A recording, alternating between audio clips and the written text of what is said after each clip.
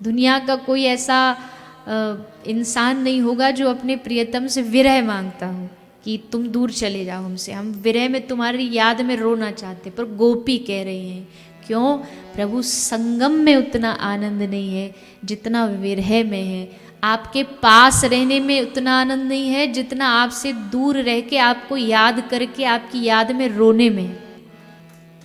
वो समीपता में वो आनंद नहीं है। क्यों? विरह में क्या होगा, संगम में क्या होगा? बोले संगम में तो एक कृष्ण दिखेगा, देखो ये खड़ा, और विरह में, बोले विरह में चारों ओर कृष्ण ही कृष्ण दिखाई देगा। आंखों को भी ले डूबेगा ये दिल का पागलपन, क्योंकि जो मिलता है उसका चेहरा तुझ सा लगता है।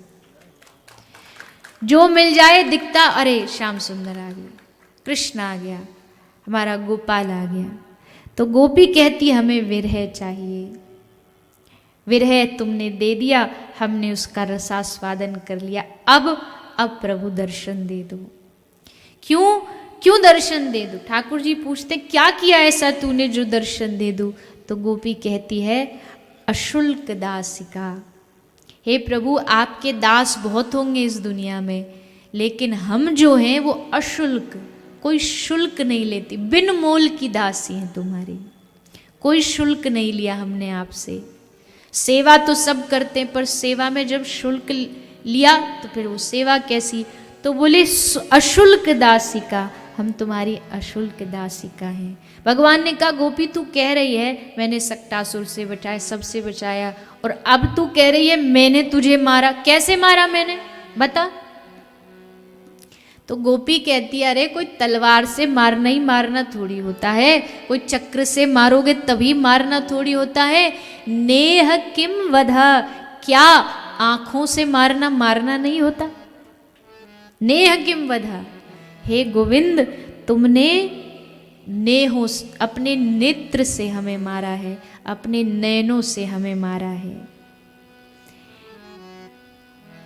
निगाहों से कत्ल कर डालो, ना हो तकलीफ दोनों को, तुम्हें खंजर उठाने की हमें गर्दन झुकाने की।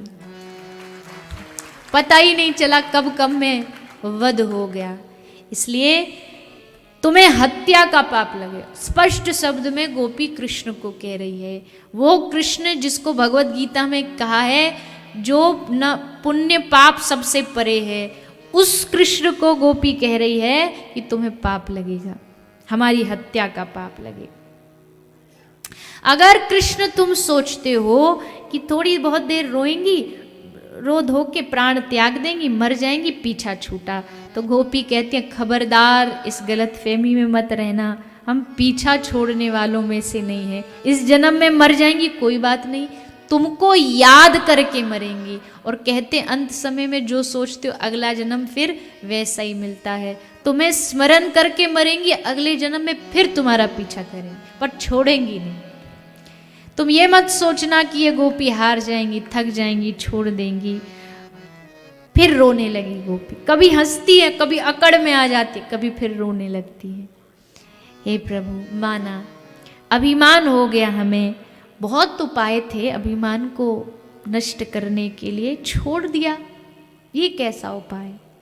अभिमान को नष्ट करने के लिए, अरे एक बार तुम हमें देख करके बस मधुर स्मित कर देते, हमारी ओर देख करके बस एक बार मुस्कुरा देते, अरे अहंकार तो जड़ से खत्म हो जाता, चूर चूर हो जाता है अहंकार। तुम्हारी मुस्कान को देख करके कामदेव टिक ना पाया। अभिमान की कौन सी बड़ी बात है, लेकिन ये छोड़ के जाना, ये भगोड़ापन तुमने कहाँ से सीखा?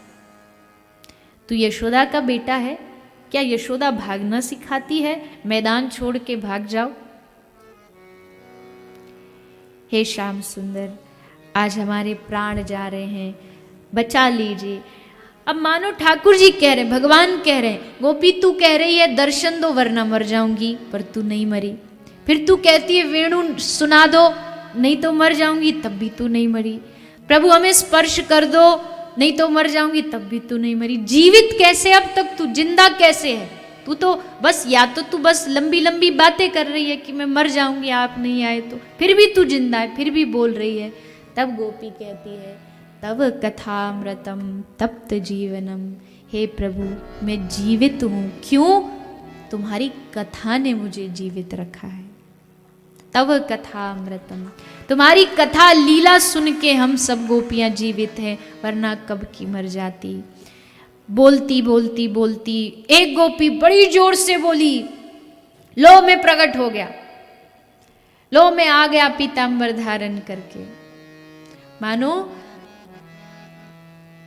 लाली देखन मैं गई, मैं भी हो गई लाल। वही हाल हुआ गोपी। कृष्ण ढूंढते ढूंढते ढूंढते कृष्ण बन गई, अपने आप को कृष्ण समझने लगी। एक गोपी बोली, लो मैंने गिरिराज जी उठा लिया, आ जाओ सब नीचे। एक गोपी बोली, लो मैंने तुम सबके वस्त्र चुरा लिए।